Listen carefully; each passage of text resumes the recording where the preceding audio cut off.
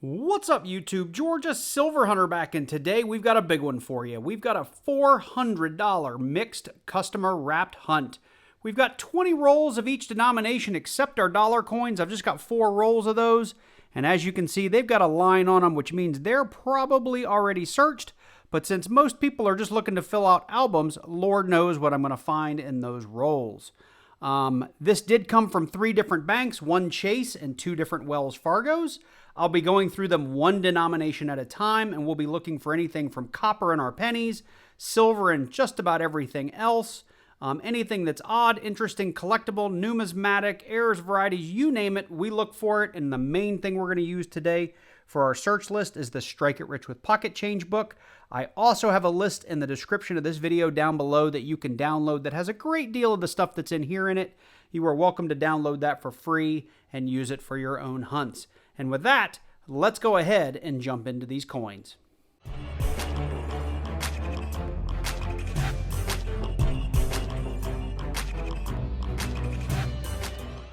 Now, I am going to go ahead and start with the dollar coins first because I think they'll be the easiest and the fastest for me to go through. But I did want to show you the Strike It Rich with Pocket Change book. I do have an Amazon affiliate link down below if you would like to get a copy of this. But just wanted to quickly go through some of the stuff that we're going to be looking for in the dollar coins. The 2000p probably being one of the most common ones everyone's looking for. And it's called the Cheerios cent, and it's the Cheerios dollar, because it has extra fine detail in the feathers, and they've got a great picture of that in this book. That's one I always look for. There is a Type 2 counterclash, which I've never really looked for. There's the Wounded Eagle, which I think everyone looks for, where there is a, there's basically like a die chip or a die clash, sorry, not a die chip, like a die clash through the belly of the eagle, and you can see some separation down here. The rest of the errors that I'm familiar with have to do a lot with the lettering on the sides of the coin, which are very, very hard to look at.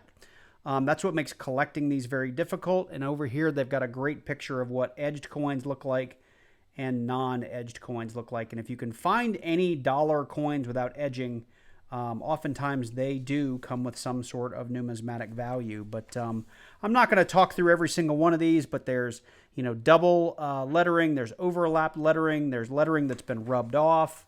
There's all kinds of interesting things you can find in the book.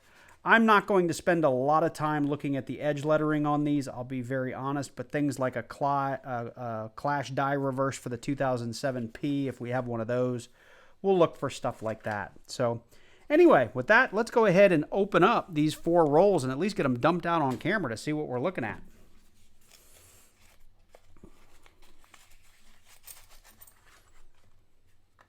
That was pretty cool. So 2000p, I'm just going to take a quick inventory here of the edging here. We've got a couple of decent looking coins, shiny ones over here. And normally when I get dollar coins, it's a lot of the 2000 through like 2012 or 13. I'm just kind of flipping through them really quickly, and that's kind of what it looks like here. Now, that's a nicer looking coin there. It's just an Abraham Lincoln. And this guy is a John Adams. These are very easy to find, and there's a fair number of 2000 Phillies in there. Again, I'll go back through each and every one of those looking for 2000 Phillies in particular, to look for that Cheerios dollar and the Wounded Eagle. As you can see, we're also going to come across some Susan B's in our hunt. We do have a fair number of these with no edge lettering, but those are mainly going to be your 2000s. There's a 2000 Philly. Let's see what we got here. A 79 and a 79. Typically on your 79s, you're going to look for the wide rim, if you can find one of those. Got a couple of really nice ones in here. My albums are full of gorgeous Sacagawea dollars, so unless they're really, really nice, I don't spend too much time on them. Nothing too nice looking in here. Probably no innovation dollars. There's some 2000s for sure. All right, let's see what we got in here. A lot more Sacagaweas in here. Looks like 1, 2, 3, at least 5. 79, that's not the wide rim. That's not the wide rim. 79, no wide rim. And 79, no wide rim. Oh, here's another one. Kind of ugly.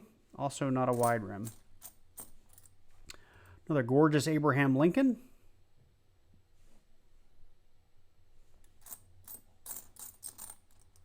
So I know I went through those really quickly. There is nothing special in here. We have no innovation dollars.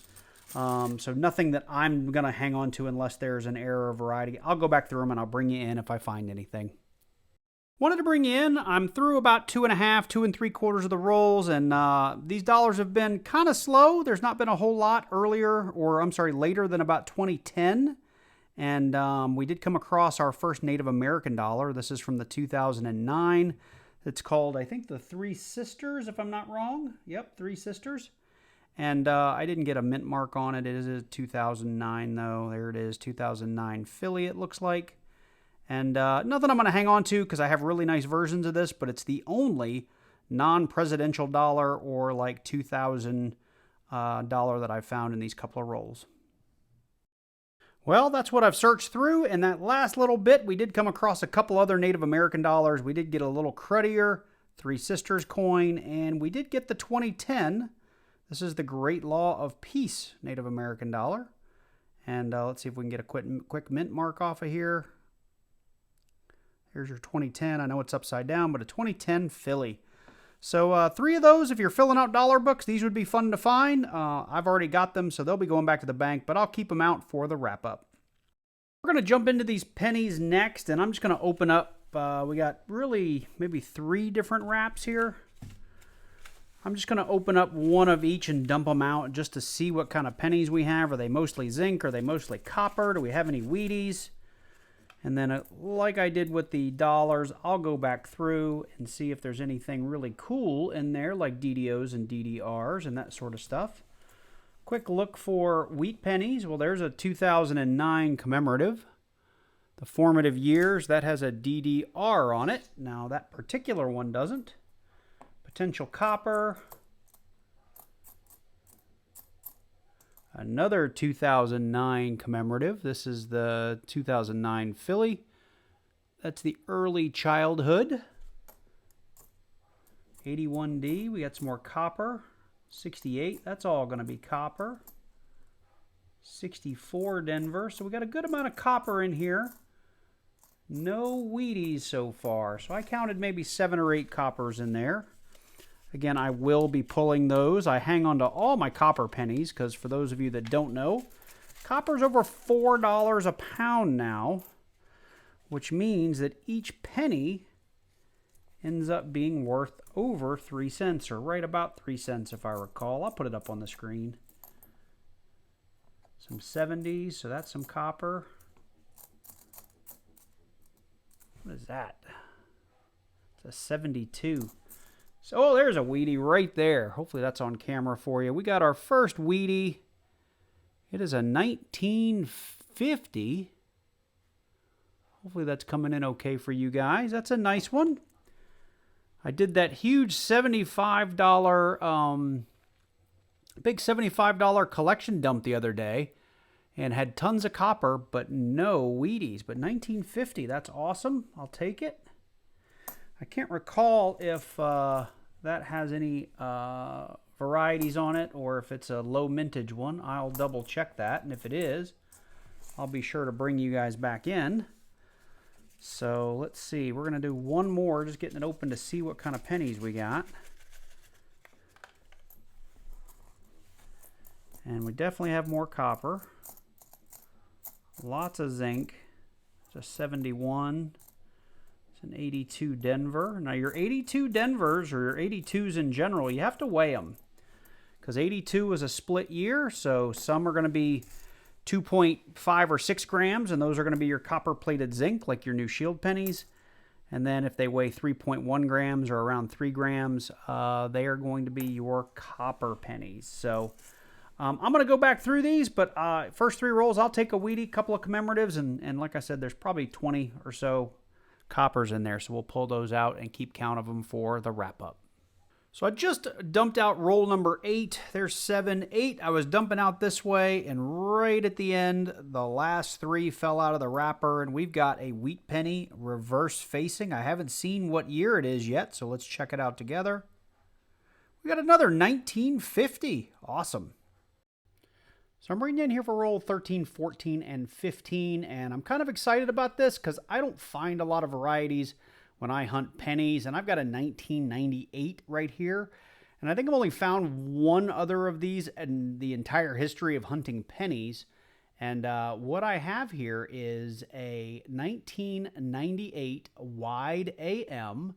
The wide AM is also known as the close FG, so if you've got space between the A and M, the F and G is close to the building there.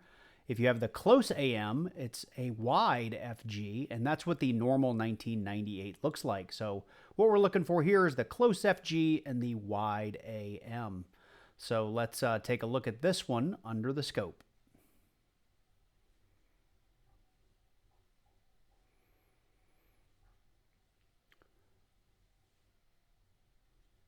And there it is right there. You can see we've got that really far space between the corner of the A and the M. And when we get down here next to the Lincoln Memorial, you can see that FG is super tight on the corner of the building. So 100% 1998 wide AM. And for those of you wondering about a value on this, checking over here on PCGS.com, if we go into the price guide and drill into the Lincoln cent, we come way down here to the 1998. You will find the 1998 wide AM. They have it in BN for brown, RB for red brown, and red for red. Of course, then they have a particular one designated as the FS901. I'm just, to keep things simple, going to go off the red and red brown. I think mine's somewhere between these two, probably closer to red brown. But if I could get an MS60 and it was graded, according to PCGS, they're saying this is an $11 coin. I think it's closer to 15, or closer to a MS60 and a red, it'd be closer to a $15 coin. So, I mean, at the end of the day, if I were trying to sell this thing raw, I'd probably list it on eBay for, $8, $9, $10, $11 to see if I could get a bite. If I thought I had something that was like an MS66, I'd be looking to have this graded. So just finishing up roll 15, and I totally missed this one. I dumped the pennies out of the roll. We've got a 2-cent euro from 2001. Looks like it's from Spain. We've got a España on there. So first foreign on the hunt. So we just got roll 16 dumped out, and there were a couple of things that gave us pause in here. So let's go down through here, and there's one. Super tiny. Looks like it is a 2000p dime that has definitely seen better days. So made 9 cents on that so far. And there was one more that jumped out. There it is right there. We've got ourselves a Canadian penny. So we got a 1988. Oop. 1988 Canadian. So that's 2 foreigns on the hunt. We got a euro, 2 euro, or 2-cent euro, and a Canadian. So we've just finished rolling out roll 16, 17, and 18. And row 18, as we spread it out here, we do have a really, really dark guy in the back. And you can see that wheat reverse. Haven't seen the face of it yet. And no matter what it is, it's definitely seen better days. We got a 1942 Denver. So that wraps up the pennies, and we'll do a real quick recap here. We did come away with a couple of foreigns. We got that 2 euro piece and the one 1988 Canadian copper penny there. We had a really cruddy dime, so we made 9 cents on that. We did come away with this pretty nice, I'd call it red to red-brown 1998 wide AM. Now, I looked this up on eBay. Pricing was a little bit all over the place, but I think I could safely get $8 to $10 for this. I saw people selling ones that were at least this nice and sometimes getting 10 to 15, so not a bad find for a penny. We'll be flipping that up and hanging on to it for sure. We did come away with 3 wheat pennies, and out of $10 worth, there were Yeah, out of 20 rolls, $10 worth of pennies. Not so bad. We had two 1950s, and we did have a 1942 Denver. So 3 Wheaties, not bad. We had a bunch of the commemoratives, 1 early childhood, 3 formative years, 3 professional life. I have really nice mint rolls of these in my collection, so those will all go back to the bank, but I do like to pull them aside and check for the DDOs on them. And then over here, I basically kept stacks of every 3 rolls, how much copper I found per 3 rolls. And so rolls 1 through 3, 4 through 6, 7, 8, 9, 10, 11, and 12 had the most copper. We ended up with 32 coppers in those 3 rolls. Overall, though, I added up all of this copper and my 3 wheat pennies. We had 153 copper pennies, which at today's copper price works out to just about a pound of copper at $4.79 in copper weight alone. So I pull all this. I do wrap my brown copper separately. There might have been 1 or 2 kind of red, brown, or red cents in there. I'll pull those out. And I do wrap those red, and red, brown even separately from my regular copper. But we're going to go ahead and move all this to the side. A lot of this will, like I said, get rewrapped. I'm not going to go through this in the final wrap up, but get this off the table. And I think I'm going to move on to the dimes next because they'll go pretty fast. So here's our 20 rolls of dimes. We're going to hunt these pretty much just for silver. There's not a whole lot to look for in dimes, or at least nothing that I'm terribly interested in looking for outside of silver. So I'm going to go ahead and hunt these. If we find things, I'll make sure to show that roll opening on camera because I'm going to record opening all of them because it goes pretty quick. But if we don't find anything, I'm going to go ahead and cut straight to our nickels. So let me jump into these dimes.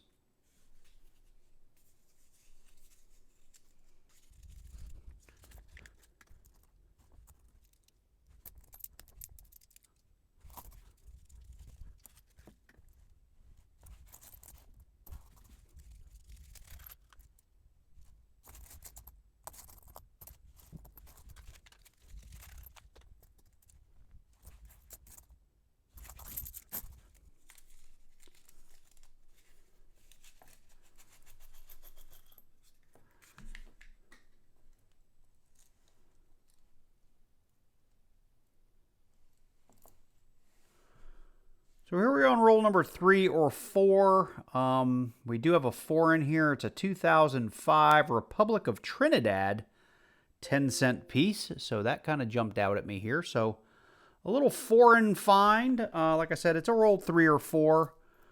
So far, nothing too exciting outside of that little foreign. Now, at the end of the day, that just cost me 10 cents. But that's all right. I do enjoy finding foreigns from time to time.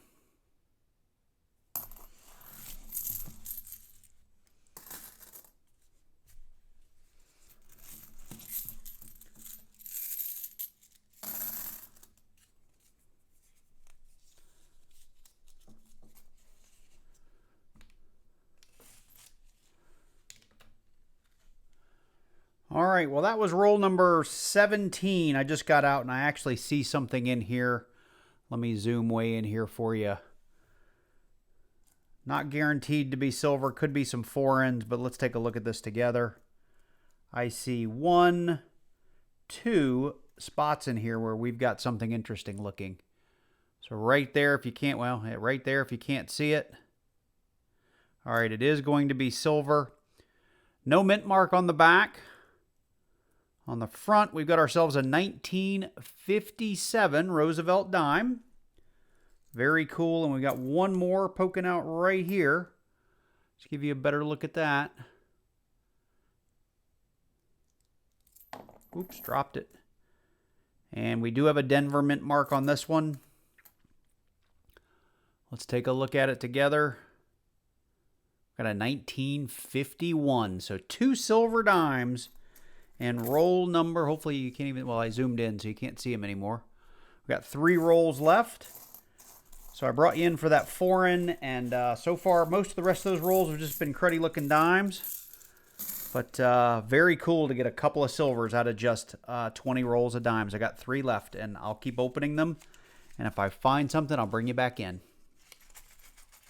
Well, as you can see, I still have all the mess from opening those rolls here on my mat, but we're all done with the 20 rolls, bringing you back in for our finds. Again, that 2005 Trinidad and Tobago 10-cent piece. Nothing too special here. I do hang on to all the foreigns that I get, so kind of neat to find something foreign in those dimes. But of course, the star of this show, and again, any dime hunt that produces one silver, much less more than one, is a win in my book. But we've got a 1951 Denver, and we've got ourselves a 1957 Philly, which we talked about. Spot's been all over the place as the time of me filming this. Spot's at $48.47. I'm sure by the time this comes out, we'll have either dropped a couple of bucks or gone back up a couple of bucks. But as I'm filming this, this is $7.01 worth of silver here in these two 10-cent pieces. So definitely well worth the hunt. And we'll put these aside, clean up the mat, and we're going to move on to our nickels. Well, here's our 20 rolls of nickels, and I did want to call this one out. I thought it was pretty funny when I picked it up at the bank, and it actually came out this way, and when I got it home, I realized what had happened. Somebody had destroyed the wrapper, and rather than get a new wrapper, they just used a bunch of tape to tape up the hole. Now, of course, what they didn't do was actually count these nickels before they put them in, because we are, in fact, 2 nickels short. So I love when I find this kind of stuff at the bank because it does make me laugh. I am kind of interested to get into this just to see what kind of nickels are in there. But please don't do this. Just get another wrap. Okay, so now that I've made fun of whoever did this, let's go ahead and open it up and see what kind of nickels we have in here. What'll be funny is if it is like a just pot of silver or something in here. I don't think it will be, but what a disaster. Come on.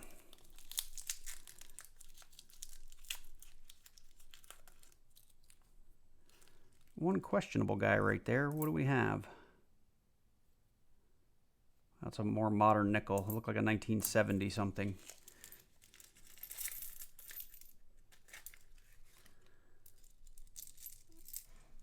Let's just push these out and see what we have.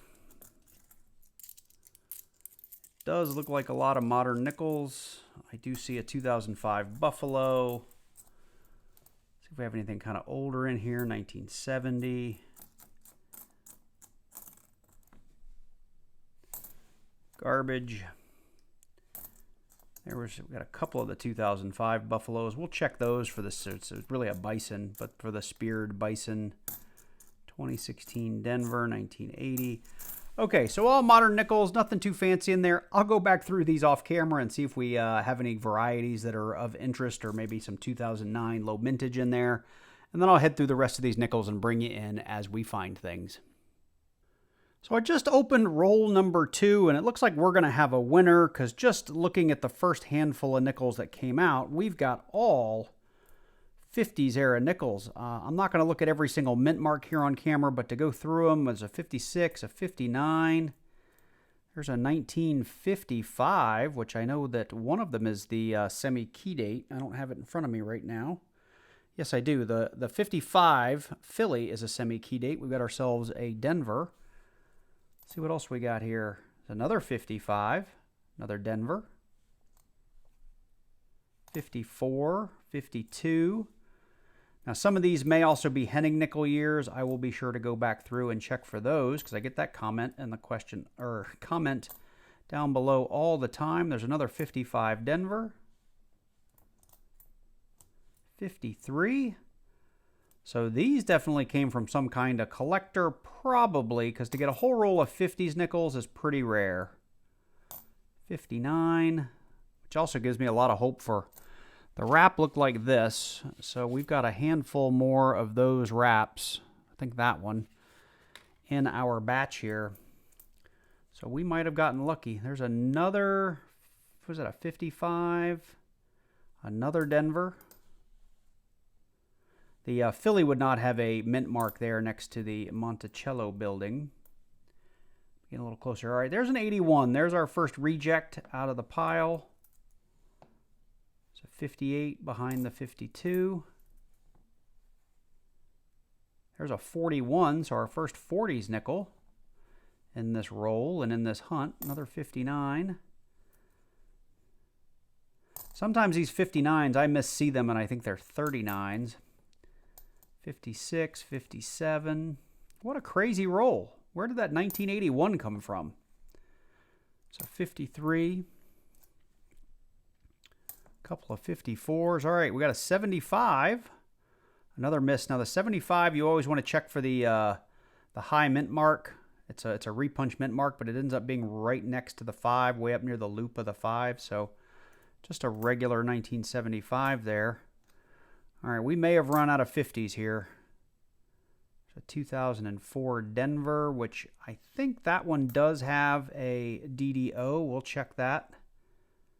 There's a 71D, 62, 64. I know the 64 has some issues we need to look into. There's an 82 Denver. I have found an 82 that had a cud on it in the past. Really nice looking 82. 61 and a 62. So about the first 85% of that roll or so was all 50s era nickels in that 141. So let me organize these up on our board as finds, and I'll go back through anything that might have a DDO or a repunch mint mark or anything like that, and I'll be sure to bring you in. So I've got rolls 3 and 4 out and just bringing you in. Roll 4. Roll 3 actually is kind of interesting. There's a lot of 60s through like 64, so there's going to be lots to scope in there. But when I got roll 4 out, one more jumped out at me here. Where did he go? Right there. Got ourselves another 1955, and let's hope we get the Philly. It's been a while since we found one. And we've got another Denver to go up here with our 4 previous 1955s.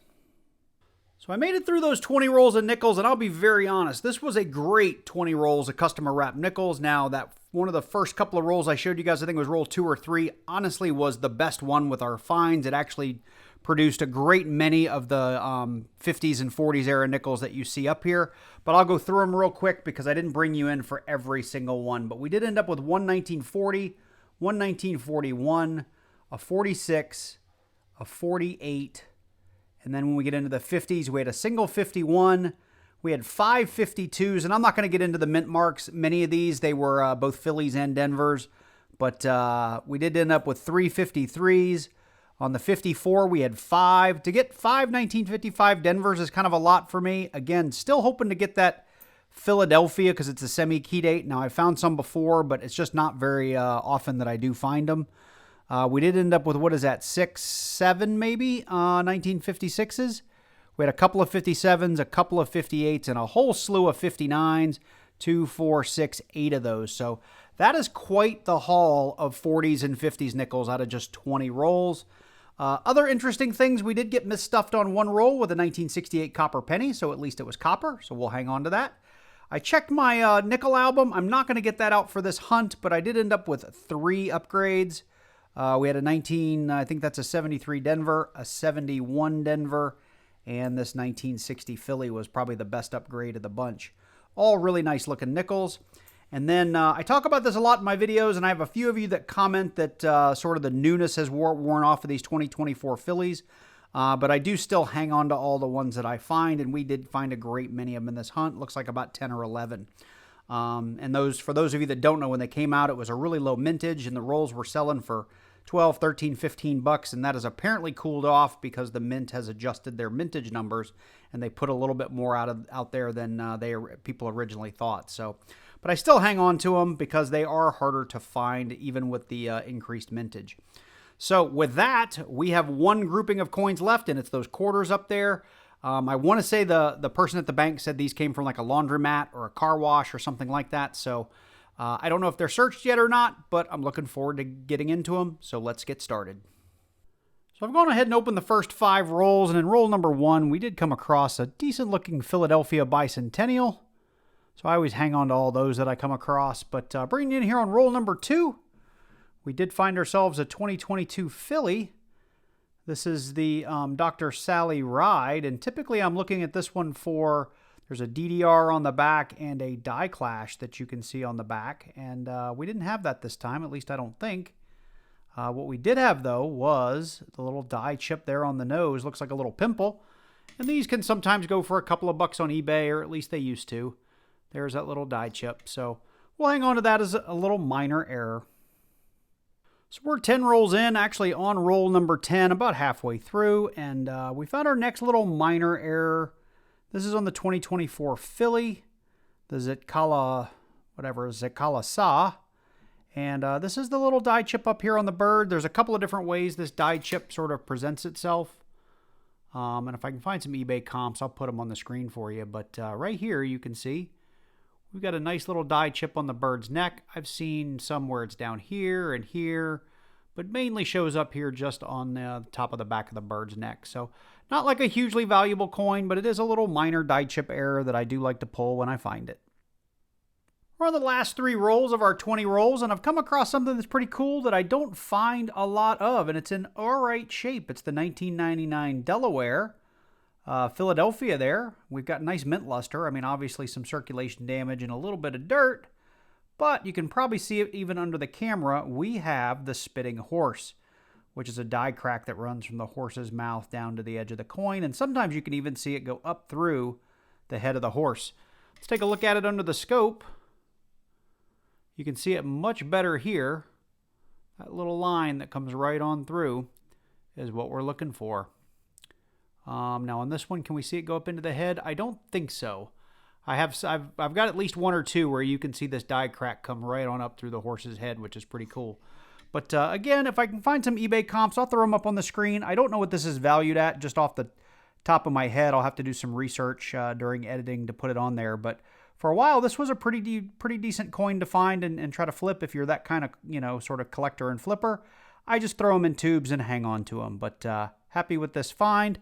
We haven't found a whole lot else along the way. I do have one nice coin that might be a book upgrade, and we found a couple more bicentennials. But it's been real slow in these quarters. We've got 2.5 rolls left, so hopefully we can find just a little bit more. So roll number 19, nearing the end here, maybe about 10 coins from the end. We've come across a Bessie Coleman 2023 Philly, and I've covered this on some other videos, but it's been a while since I found a really good one. It's an NQ's error down here on the EC initials in the lower right-hand sort of corner or edge of the coin. Easier to see under a microscope, and this thing comes in a lot of different flavors, but this is a really good one. So you can see here we have an extra E and an extra bit of the C kind of hanging over here to the side. Now, a lot of times you'll find it really, really close. I've found them super far away. This one's probably mid-range to the most severe one I've ever seen, but we'll hang on to this one too. It's kind of an interesting little find. It's something that I always look for, but I don't hang on to the super minor ones anymore. I like that E to be kind of way out where this one is, so neat find. Well, roll number 10, I don't know, a third of the way through, and we've come across probably what will end up being our last find in this roll. And it's another little minor die chip error. We've got a chip up there on top of the mountain. This is the Edith Kanaka Ole 2023 Philly. And quick look under the scope. Again, sometimes you'll go through, a handful of rolls of quarters and find 10 of these. And sometimes you'll go 2 or 3 boxes and never find one. But that's the top of the mountain. I know I'm zoomed in pretty far, but that little piece of metal right there is not supposed to be there. We should have good spacing between the top of the mountain and the word of. So if I can find some comps, if it's worth more than $1 or $2, I'll go ahead and throw it on screen. All right, well, that's going to wrap up our quarters. And for 20 rolls, not a bad little haul. We did get 5 bicentennials, with one being a Denver that we did check for the DDO. That's still on my bucket list. Still never found one. We did come away with like 3 or 4 really little die chip errors that hopefully I showed you some comps on the screen. Well, really 3 die chip errors. Hopefully I showed you some comps along the way. We did have one NQ's error, and probably my favorite of the bunch is the spitting horse on here because it's a decent looking quarter, and it's probably the best error of the 5 we found. So not a bad haul for 20 quarters, and honestly this whole hunt wasn't bad considering we just had 20 rolls of each denomination. Now I'm not going to cover everything that we did during the video, but we found a ton of really good nickels. You're welcome to, if you just skip to the end, to go back and see what we found. We did get a handful of the Native American dollars as we went through those. The best finds within the pennies were our 3 1950 Wheaties, a couple of foreigns, and again, probably my favorite of the pennies was the 1998 Wide AM. So really happy to have that. I think maybe only my second one ever found. And of course, since I am the Georgia Silver Hunter, stars of the show, finding a couple of silver dimes and just 20 rolls of dimes, and then our 1 foreign. So all in all, super happy with the hunt. I hope you guys enjoyed it. If you did, make sure you drop one down below and leave me a comment. And make sure you click on that like button too. The more you guys interact with the video, the more these videos get seen, so I'd really, really appreciate it. If you're new to the channel and you like coin roll hunts, make sure you click on that subscribe button and then click that little notification bell and select all so you get notified each and every time I release a new video. Special shout out to all my channel members. Thank you guys for supporting the channel each and every month. I really appreciate it. And with that, I do have a couple of boxes of halves that I'm looking forward to getting into.